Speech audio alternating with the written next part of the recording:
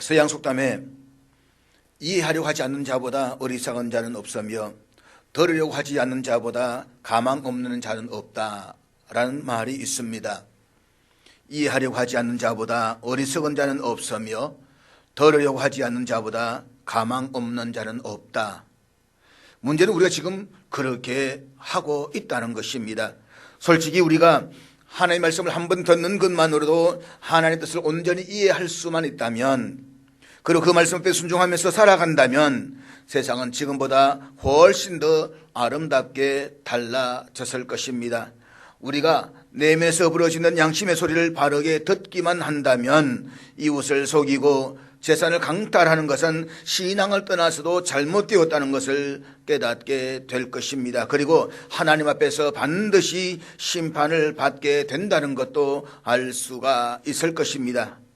그렇지만 우리는 자신의 욕심 앞에서 양심의 소리조차 외면해버릴 때가 얼마나 많이 있습니까? 그렇기 때문에 하나님께서는 끊임없이 선자들을 통해서 당신의 말씀과 계명들을 기억나게 하시고 그 계명에 순종하도록 요청하고 계십니다. 그러므로 우리는 단순히 계명들을 기억할 뿐만 아니라 그 계명들이 우리 일상의 삶에서 행동으로 나타나도록 애써야만 합니다. 그래서 정의를 강물처럼 흐르게 하고 의의 강이 마르지 않는 사회를 만들어 가야만 합니다.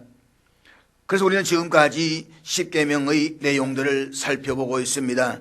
첫째 계명은 다른 신들을 거부하고 하나님께만 전적으로 충성할 것을 요구합니다. 둘째 계명은 하나님 앞에 나아갈 때에 인간이 계획하고 만들어낸 어떤 방법이 아니라 하나님께서 직접 계시하시고 허락하신 그 방법으로만 섬기라고 말씀을 하십니다. 셋째 계명은 하나님 만나는 예배자의 태도에 대해서 말씀하시면서 윗선과 거짓 맹세를 함으로써 하나님의 이름을 욕되게 하지 말라라고 하십니다. 넷째 계명은 하나님의 율법을 온전히 실천할 수 있도록 하나님이 정하신 질서를 따라서 세상과 분리되어서 예배를 드리도록 요청하십니다. 이렇게 우리가 첫째 돌판에서 새겨진 첫째 계명부터 넷째 계명까지의 핵심은 한마디로 말해서 마음을 다하고 뜻을 다하고 성품을 다해서 하나님 아버지를 사랑하는 것입니다. 이어지는 둘째 돌판에서 다섯째 계명은 부모와 어른과 자기보다 높은 지위에 있는 사람들을 공경함으로써 사회적 질서를 지키라고 말씀을 하십니다. 여섯째 계명에서는 자신과 다른 사람의 생명과 명예가 손상되지 않고 존중되게 하라고 말씀을 하십니다. 그리고 일곱째 계명에서는 자신과 이웃의 가정이 보호되어져야 하고 서로가 지켜줘야 함을 말씀하고 있습니다. 이것은 공동체가 평화롭게 살아가는 보루가 되는 계명이라고 말할 수가 있습니다. 이런 계명들이 위협을 받거나 무시되어 버린다고 한다면 사회는 대혼란에 빠지게 될 것이고 결국에는 그 사회가 무너지고 말 것입니다. 이제 우리는 이런 일곱째 계명까지를 마음에 두면서 여덟째 계명 앞에 섰습니다. 여덟째 계명 우리 다 같이 한번 외워보도록 하겠습니다. 우리 여덟째 계명 다 같이 보겠습니다. 시작. 도둑질하지 말라. 이 여덟째 계명이 말씀하고자 하는 핵심은 이웃의 경제생활을 침해하거나 손해를 끼치지 말라는 것입니다. 즉 이웃과 더불어 살아감에 있어서 자신의 욕심으로 인해서 공의와 신뢰를 훼손하는 어떤 일도 해서는 안 된다는 것을 경고하고 있습니다. 여덟째 계명을 어기는 사람은 결국 앞에서 있는 다섯째 계명부터 일곱째 계명을 다 어기는 것과 같다는 것을 우리는 알아야만 합니다. 왜냐하면 둘째 돌판에 새겨진 계명들의 핵심은 이웃에 대한 사랑입니다. 이웃에 대한 사랑은 이웃을 거룩하게 여기는 것을 요구할 뿐만 아니라 또 이웃의 아내와 이웃의 재산 권리를 거룩하게 대할 것을 요구하고 있습니다. 따라서 여덟째 계명을 어기는 것은 자신의 욕망을 드러내는 것이고 그러한 행위는 결국 이웃에 대한 사랑이 없다는 것을 모든 사람들 앞에서 스스로 확증하는 것이 되고 말 것입니다. 인간의 삶에서 가장 중요한 부분 가운데 하나가 우리 경제생활을 이야기를 합니다. 경제생활로 대변되는 의식주의 문제는 인간이 인간다운 삶을 살아가기 위해서 필요한 아주 기본적인 요소들이라고 말할 수가 있습니다. 하나님께서도 이 사실이 참으로 중요하다는 것을 아셨습니다. 그래서 인간을 창조하시고 나서 가장 먼저 생육하고 번성하여 땅에 충만하라, 땅을 정복하라, 다스리라고 말씀을 하셨던 것입니다. 그러므로 모든 사람들은 이 땅에 태어나 살아가면서 어떻게 보다 윤택한 삶을 살아갈 것인가를 고민하게 됩니다. 그런데 이처럼 고민하는 인생들 향해서 하나님께서는 언제나 경제적인 축복을 약속을 하시는데 시편 128편 2절에 보면 이렇게 말씀하십니다. 내가 내 손에 수고한 대로 먹을 것이라, 내가 복되고 형통하리로다. 본문에서 하나님께서는 하나님을 경외하며 하나님의 길을 걸어가는 사람들에게 경제 생활의 윤택과 축복을 약속하십니다. 즉 내 손이 수고한 대로, 내 인생이 애쓴 대로 내가 책임져 주겠다라고 말씀을 하십니다. 그런데 실상 우리가 살아가는 세상을 보게 되면 재주는 곰이 넘고 돈은 되놈이 번다라는 속담처럼 수고한 사람과 노력한 사람, 애쓴 사람이 다르고 그 수고의 대가를 가져가는 사람이 다릅니다. 정작 수고한 사람은 따로 있는데 약삭 빠른 사람이 이익을 가로채 갑니다. 한마디로 도둑질입니다. 그러고 보면 인류의 모든 범죄는 도둑질에서 시작되었다는 사실을 우리가 알아야만 합니다. 아담과 하와가 하나님께서 따먹지 말라 말씀하신 선악과를 알게 하는 열매를 훔쳐 먹음으로써 인류의 범죄가 시작되었습니다. 여호수아를 중심으로 가나안 땅을 점령해가던 이스라엘 백성들이 아주 보잘것없는 아이성 앞에서 참패를 당했습니다. 이유는 아간이라는 사람이 하나님의 명령을 어기고 물건을 도둑질했기 때문입니다. 그런가 하면 초대 예루살렘 교회는 성령이 충만함으로 은혜가 넘치는 교회였습니다. 그런데 아나니아와 삽비라 부부가 재산을 처분한 돈을 속여서 범죄함으로 그토록 은혜로웠던 예루살렘 교회의 영광스러움을 빼앗겨 버렸습니다. 그러므로 도둑질하지 말라라는 이 8째 계명을 가볍게 생각하지 마십시오. 도둑질은 타락한 인간들이 가장 쉽게 범하게 되는 죄 가운데 하나입니다. 옛 속담에도 바늘도둑이 소도둑이 된다라는 말이 있습니다. 처음에는 도둑질이 작은 것이어서 대수롭지 않게 생각을 합니다. 그러나 그것이 양심을 무디게 하고 습관이 되면서 큰 도둑이 되어가는 것입니다. 결국 도둑질은 사회 공동체의 공의와 신뢰를 무너뜨리는 근간이 된다는 것을 잊지 말아야만 합니다. 그렇다면 도둑질이라는 말의 의미가 무엇일까요? 도둑질이라는 말은 옆으로 밀어넣는다라는 뜻을 가지고 있습니다. 그러니까 정정당당하게 갖는 것이 아니라 살짝 발로 건드려서 옆으로 밀어넣는 것을 말하는 것입니다.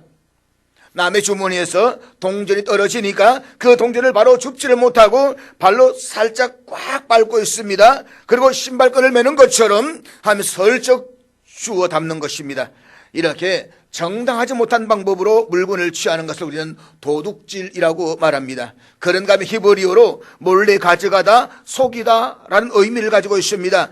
따라서 이 8째 계명에서 금하고 있는 도둑질은 단순히 타인의 물건을 착취해서 물질적으로 이웃에게 피해를 입히는 경우만을 의미하지는 않습니다. 그래서 정신적으로 형제를 속이고 기만하는 행위, 부당한 이득을 취하는 것을 비롯해서 보다 포괄적인 의미로 이해가 되고 있다는 것입니다. 그런데 도둑질에도 여러 종류가 있다는 것을 우리가 알아야 합니다. 가령 어떤 사람이 간교한 수단과 술책을 써서 다른 사람의 재물을 자신의 것으로 만들 때 우리는 그것을 사기쳤다라고 말합니다. 어떤 사람은 힘을 사용하는데 그것은 흔히 강도짓이라고 말합니다. 어떤 사람은 약탈이나 좀도둑질을 합니다. 그런가 하면 어떤 사람은 언닉이라는 방법을 씁니다. 결국 공의롭게 살지 않고 정당하지 못한 방법으로 자신의 욕심을 채우고자 하는 모든 생각과 행동을 하나님께서는 도둑질로 보신다라는 사실을 우리가 알아야만 합니다. 특별히 이 도둑질과 관련해서 17세기 영국 청교도 운동의 지도자였던 토마스 왁슨 목사님은 3가지의 도둑질이 있다라고 우리에게 이야기를 합니다. 3가지의 도둑질. 그 첫째는 무엇이냐? 하나님께로부터 훔치는 것입니다.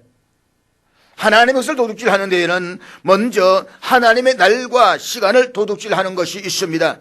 하나님께서는 이 만물을 창조하셨습니다. 모든 만물이 다 하나님의 것입니다. 우리에게 주어진 시간들 가운데 어느 일부분이 아니라 모든 시간들이 다 하나님의 것입니다.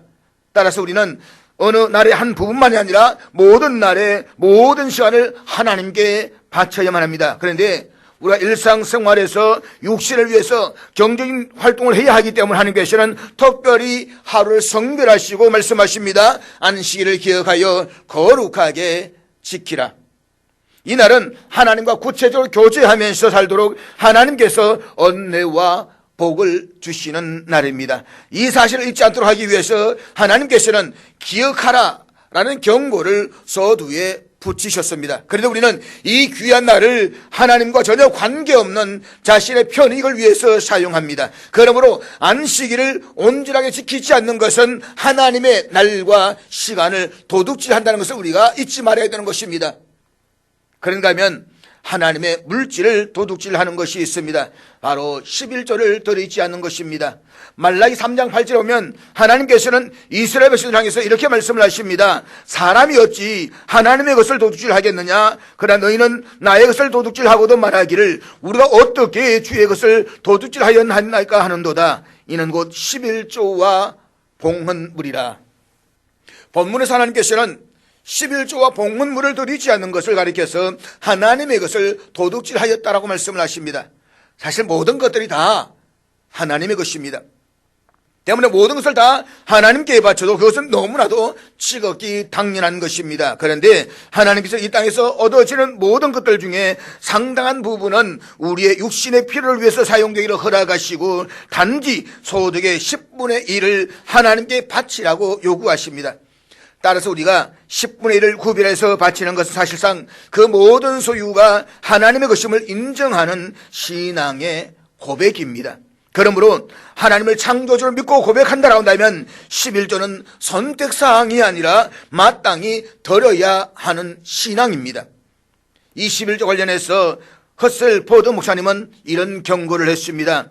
우리가 하나님 나라에 갈 적에 저 사람은 남의 담장을 뛰어넘는 것을 남의 것을 도둑질했습니다. 이렇게 논구하는 검사의 논거를 듣는 것보다 이 사람이 하나님의 것을 도둑질했습니다 라는 말을 들을 때가 올 것이다. 우리는 지나가다 누군가 나에게 향해서 도둑놈이라고 말하면 굉장히 기분 나쁠 것입니다. 도둑질했다라고 하면 화가 날 것입니다. 그런데 우리가 마지막 날 주 앞에 섰을 때에 우리는 이런 논거를 하게 된다는 것입니다. 저 사람은 하나님의 것을 도둑질했습니다. 이게 얼마나 무서운 경고의 메시지냐 이 말입니다. 그럼 우리는 하나님의 것을 도둑질하지 않도록 우리 스스로가 각별히 주의해야 될 줄로 믿는 것입니다. 두 번째는 다른 사람들에게서 훔치는 것입니다. 사람들은 수고하지 않고 노력하지 않았는데 얻게 되는 것을 굉장히 좋아합니다. 그리고는 수지 맞았다라고 하든가 혹은 운수가 좋았다라는 말을 합니다. 요즘은 로또 탔다라고도 이야기하겠지요. 그러나 내가 수고하지 않고 노력하지 않았는데 어떤 대가를 얻었다라고 한다면 그것은 수고한 어느 누군가가 그만큼 도둑 맞았다는 이야기가 될 것입니다. 성경은 내 손이 수고한 대로 그 사람의 복도에도다 라고 말했습니다. 그러므로 우리는 수고함이 없는 불로소득을 좋아해서는 안 됩니다. 무엇보다도 다른 사람들에게서 훔치는 문제에 있어서 우리는 하나님께서 도둑질을 사람들의 방식으로 판단하지 않는다는 사실을 우리가 기억해야만 합니다. 비록 아무도 그를 고발하지 않을지라도 만약 그로 인해서 굶주리며 힘들어하는 가난한 사람들이 있다고 한다면 설령 그들의 힘에 짓눌려서 침묵하고 있을지라도 그들이 당하는 고난으로 하나님께 부르시면 하나님이 반드시 그 부르심을 들으신다라고 했습니다. 심지어 성경에서는 땅이 그의 억울함을 받아서 하나님께 고발한다라고 말하고 있습니다. 그리고 하나님께서는 그에게 맹렬한 노를 일으켜서 칼로 심판할 것이며 그의 아내는 과부가 되고 자녀는 고아가 되게 하겠다고 말씀을 하십니다. 그러므로 이웃의 것을 도둑질한 사람들이 세상에서 사람들이나 법정의 심판을 피하듯이 하나님의 심판도 피할 수 있을 것이라고 생각하면 크나큰 오산입니다. 하나님은 우리들보다 훨씬 더 멀리 그리고 더 깊이 보고 계십니다. 앞에서도 말씀을 드렸지만 도둑질에도 한 가지 종류만 있는 것이 아니라고 했습니다. 어떤 사람은 다른 사람 물건을 훔침으로써 도둑질을 합니다. 그럴 때 우리는 그가 돈이나 시계나 명품 가방을 훔쳤다라고 말합니다.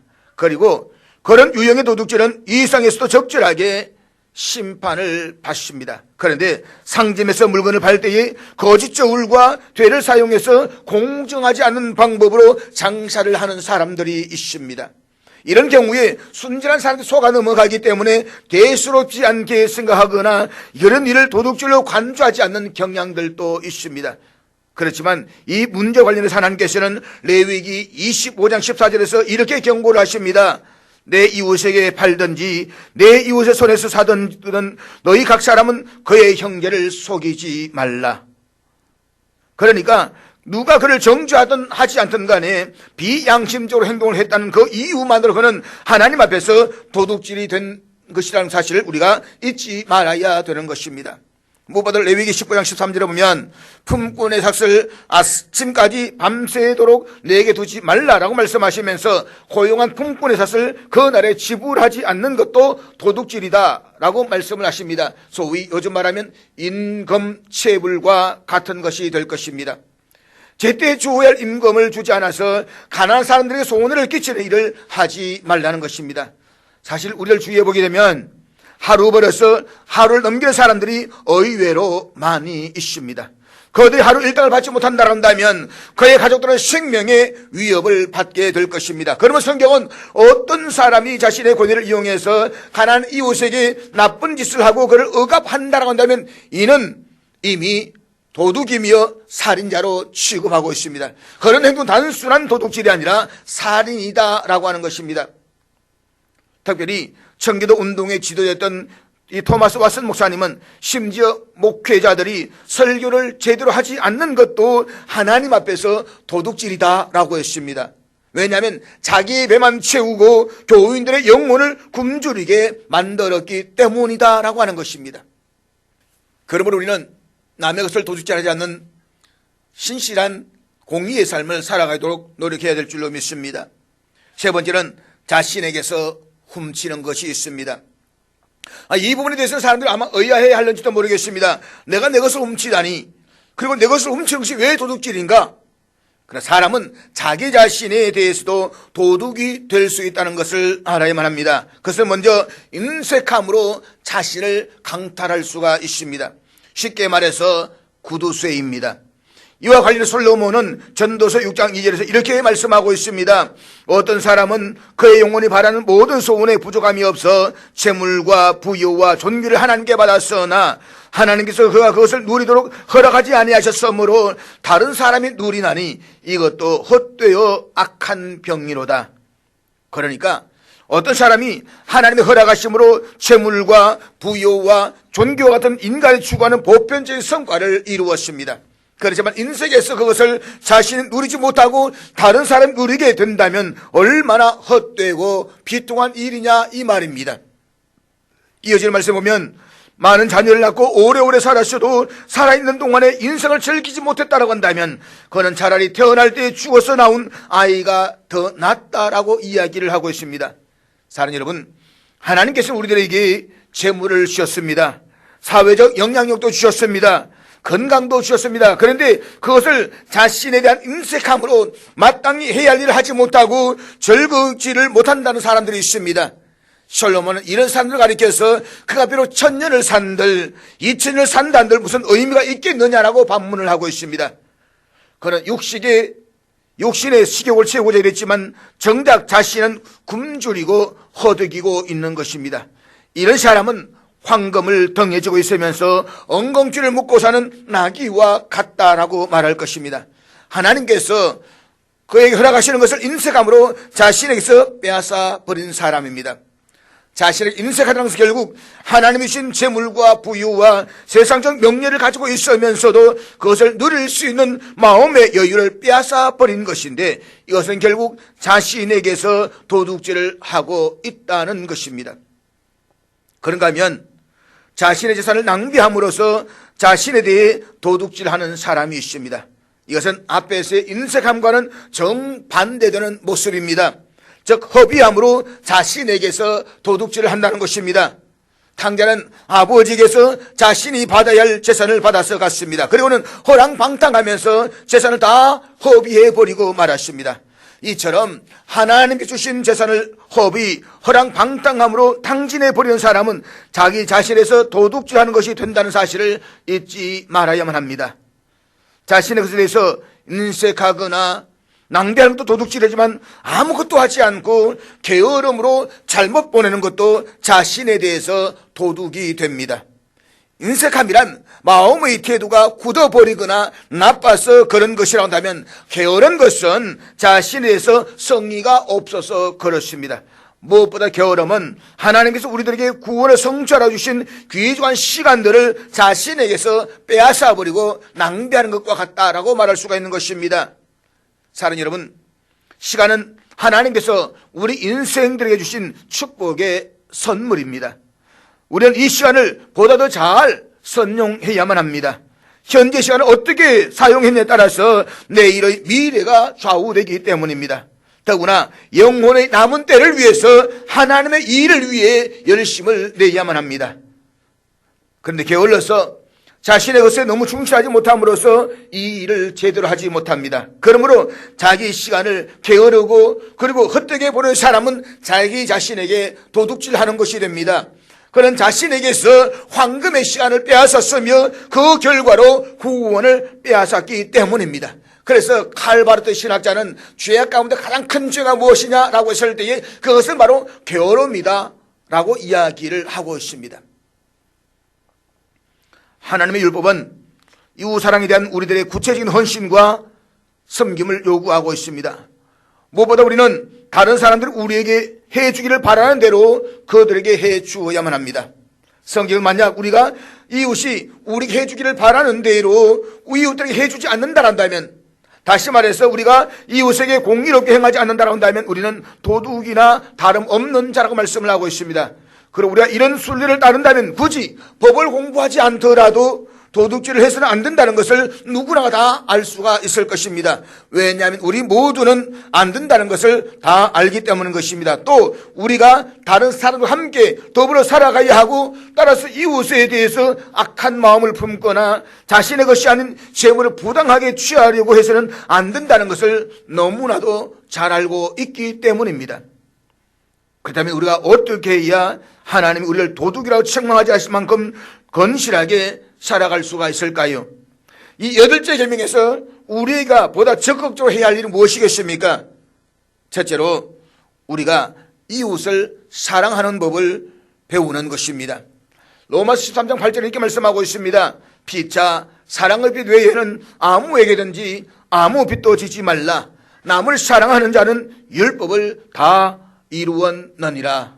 오늘 본문에서 사도 바울은 이웃에 대한 우리들의 자세가 사랑에 근거해야 한다는 것을 말씀하고 있습니다. 왜냐하면 하나님께서 우리 모두를 하나님의 형상을 따라서 지으셨기 때문입니다. 우리가 하나님의 형상으로 지음을 받았다라고 하는 것은 인종이나 성별, 사회적 신분이나 지위에 관계없이 모두가 사랑해야 할 한 이웃심을 드러내고 있는 것입니다. 그러므로 우리는 다른 사람들을 사랑하는 일에 있어서 인식하거나 완고하지 말아야만 합니다. 사랑하는 여러분, 우리가 서로 사랑하는 것은 언제나 진행형이고 계속적인 것이어야만 합니다. 과거에 내가 사랑했다거나 아니면 미래에 사랑할 것이라고 다짐하는 것은 아무 소용이 없습니다. 현재 지금 사랑할 때에 사랑에 참된 가치가 있습니다. 우리에게 사랑은 날마다 현재 진행형이 되어져야만 합니다. 만약 우리의 참된 사랑이 있다고 한다면 우리는 절대로 도둑이 될 수가 없습니다. 아니, 우리가 아무런 조건 없이 우리를 사랑하신 하나님의 그 사랑으로 이웃을 사랑할 수만 있다고 한다면 지금까지 논의되었던 모든 계명들은 필요 없을 것입니다. 사랑 안에서 율법을 다 이루었기 때문입니다. 그러면 실상은 하나님을 사랑하셨던 그 사랑으로 이웃을 사랑하고 있습니까? 솔직히 우리는 이웃의 물건을 훔치거나 사기를 치거나 악한 계략을 쓰거나 혹은 착취를 하면서 온갖 구차한 벽면들을 넣으려고 하고 있습니다. 그러나 그렇게 함으로써 우리는 우리의 사랑이 얼마나 부족한가를 분명하게 드러낼 뿐만 아니라 또 이런 변명을 늘어놓으면서 그 이면은 결국 자신에게 사랑 없음을 확증하는 것에 지나지 않는 사실을 우리가 잊지 말아야 되는 것입니다. 둘째로 더 많이 가지려는 욕망을 포기하셔야만 합니다. 부자가 되고 싶어하는 것은 모든 인간들의 보편적인 가치입니다. 그리고 부자가 된다는 것이 무조건 나쁜 것이 아닙니다. 성경은 결코 부자를 정죄하거나 심판하지 않습니다. 문제는 부자가 되는 과다한 욕망에 사로잡혀서 이웃의 경제적 이윤을 부당한 방법으로 착취하고 도둑질하려는 데 있다는 것입니다. 부자가 되고자 하는 순간을 생각할 때에 우리는 탐욕의 포로가 되기 시작합니다. 그리고 그 순간부터 자신에게도 인색해질 뿐만 아니라 수단과 방법을 가리지 않고 이웃의 것을 취하고자 하는 욕망에 사로잡히게 됩니다. 그로 인해서 마음의 평안도 얻지 못하게 될 것이고 참된 자유도 잃어버리게 될 것입니다. 그럼 우리는 자신의 처지에 만족하는 법을 배워야만 합니다. 다시 말해서 우리가 그리스도 안에서 이웃을 사랑하기로 결심했다라고 한다면 이제 우리는 자신의 상황에 만족하는 법을 배워야만 합니다.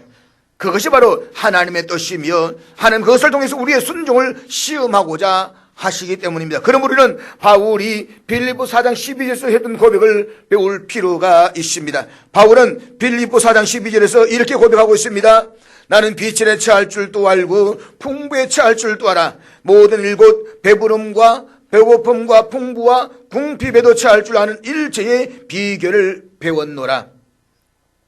사도 바울이 빌립보서를 기록할 당시에 그는 경제적으로 매우 궁핍했습니다. 더구나 로마의 감옥에 갇혀서 자유를 박탈한 채 참으로 불편한 삶을 살고 있었습니다. 그렇지만 바울은 추림과 목마름, 추위와 헐벗음, 육체의 고난과 정신적 박해를 겪는 등 갖가지 비천에 처하면서도 스스로 자족할 수 있었다라고 고백을 합니다.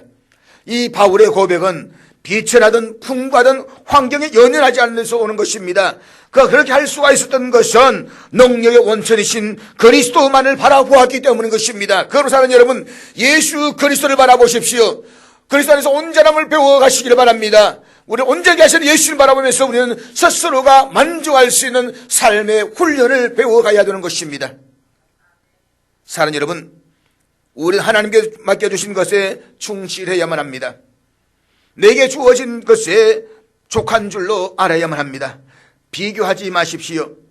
비교는 인생의 행복을 무너뜨리는 사탄의 계략입니다. 에덴 동산에서의 아담과 하와는 참으로 행복했습니다. 그는 동산에 있는 실과를 마음대로 따먹었습니다. 여러 동물들과 가족처럼 지내면서 평화와 기쁨을 나누었습니다. 그러나 어느 날 사탄이 유혹하자 내가 하나님처럼 되리라고 생각하기 시작을 했습니다. 상상해 보십시오. 어떻게 유한한 인간이 무한하신 하나님을 비교의 대상으로 삼을 수가 있다는 말인 것입니까?